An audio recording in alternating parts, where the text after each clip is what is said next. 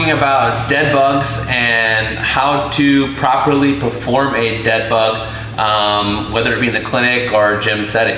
So I have Coach Willie here, and we're going to demonstrate what I look for in my dead bug when I'm prescribing movements for my patients. So the first thing we want to work on is getting a neutral pelvis or a neutral spine by getting our hips and our ribs in the same orientation. So a couple ways I like to coach that is, one, you can just do a small hip bridge and then tuck your butt under and then lower.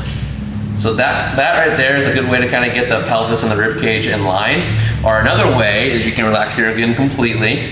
I like to bring the knees all the way towards the bust line or the nipple line and then let go there. And then give me all the weight here. And then tuck under a little bit more. So like that. So you lift your legs up and you tuck under a little bit, and again, that's gonna get the pelvis and the rib cage in the same orientation.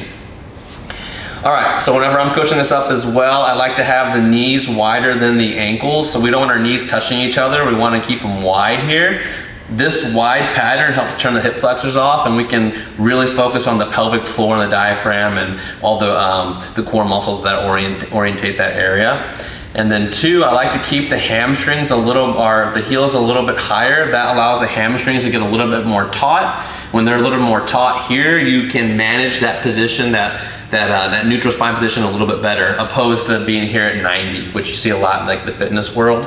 But for me, I like to have them a little bit higher. That way the hamstrings are engaged and then knees wider than ankles. All right, from here, I'm gonna have Willie put his hands up.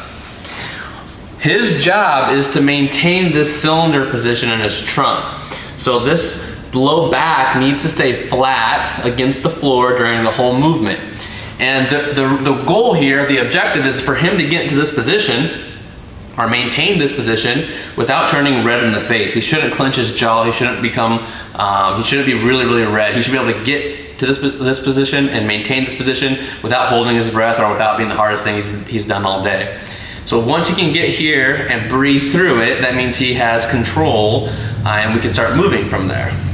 So depending on what I might prescribe for the patient, on what they have going on, we have several different options from here. We can do a isometric hold where I take a foam roller, or I'm sorry, a yoga block, and I push it against the knee and the hand here, and I have him do a 50% hold here and a 50% hold here. Hold here really, really tight, and then relax, where he's just doing some isometric holds. This just kind of closes the system up in a cross crawl pattern here, or anterior oblique pattern. We do a couple seconds on each side, and that's like option one for a dead bug. That's probably where I start with most people, just to kind of get them to feel or engage this section of their body, kind of bring some mental awareness to the area. Two is I have them hang out in that position, and then we can do where it just lowers one leg at a time while maintaining this knee angle. So sometimes, or a lot of times, you're gonna see people go straight, which is not a bad thing per se, but if we're really trying to work on pelvic floor training and a rib cage orientation, maintaining this knee angle here allows him to really feel that without using too much hip flexor or compensating in other areas.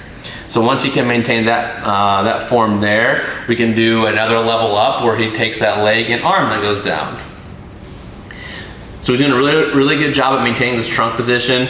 He's not turning red here in the face, he's owning the movement, and that's what we want for everyone that works on this exercise. Take a little break here. Tough? Yeah.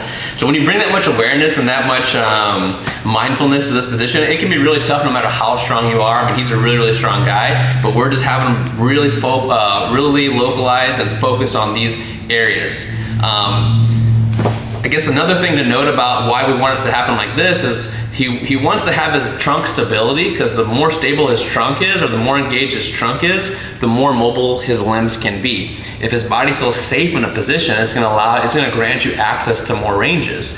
So a lot of times when people have like stability issues, they confuse it with the mobility restriction, and they're like mashing, bashing, doing all these mobility drills to a single joint. When really, if they can get a good assessment in or an exam, and they can find out what kind of problem is, or what's the root cause of that problem, and they find out that it's a stability problem, they can focus on this here, and they're gonna have much more range of motion, whether it be the hips, the ankles, shoulders, neck, all from this position right here. So that's why it's a cornerstone movement that I prescribe and coach up here in the clinic. One more thing to note on this dead bug. So Pablo will come back up here into this dead bug position. So he kind of tucked his butt under, raised his legs up, his heels up, his hamstrings are taut here. We want the knees just slightly wider, just a little bit wider, there we go. The second one, or another level of this, is I'm gonna have him hold a weight here, or a block, and then he's gonna try and lower both legs at the same time. So this is probably the hardest version of this movement, but he's trying to maintain that angle, lower his legs, he's shaking a lot here. Exhale, bring your legs back up. The exhale kind of helps bring his legs up without his back coming off the ground. But while maintaining this trunk stability and this shape and lowering that, it's true core stability, true core training. He can't compensate, he can't cheat. It's just, this is what needs to happen when performing this variation of the dead bug. And then relax. All right guys, that's what I'm looking for in the dead bug whenever I'm prescribing that for you here in the clinic.